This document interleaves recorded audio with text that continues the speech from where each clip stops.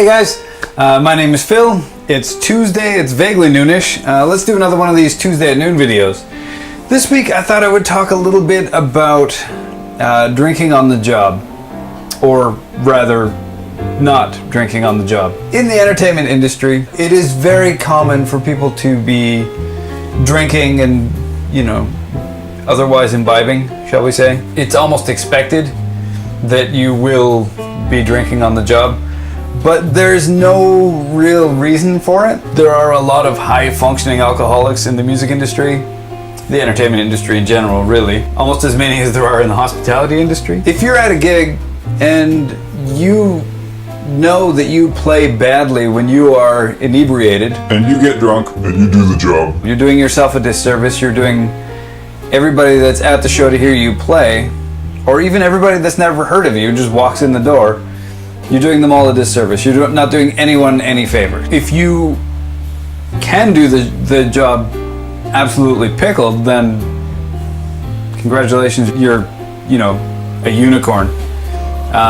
Nobody plays as well drunk as they do sober. In my experience, no one has ever given me a hard time when I've said, no thanks, I'm gonna keep my head on straight until after the gig. It's a very respectable way to go about your business. And if you're a young, dumb kid and you think you gotta be just absolutely pissed to do the job, you don't actually understand what the job is, and you'll figure it out eventually, I guess. What's interesting is that at a gig, playing the drums is only a very small part of your job.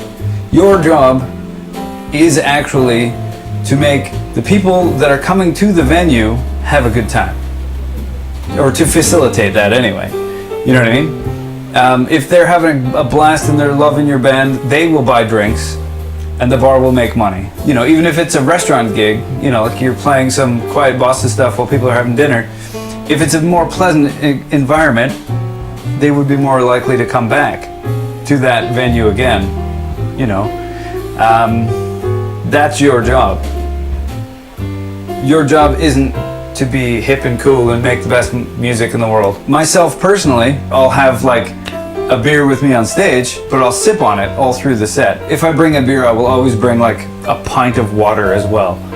And I kind of, you know, tend to reach for the water first, because it is actually better for everything that you do. Yeah, just a thought, something to think about. You know, keep your head on straight until after the gig, and then by all means get pickled with the people in the house. They love that stuff, you know. You're still working until you leave the venue, until you go home. That's it, I guess. It's just, it just dawned on me earlier today that nobody really talks about the amount of drinking that happens at gigs.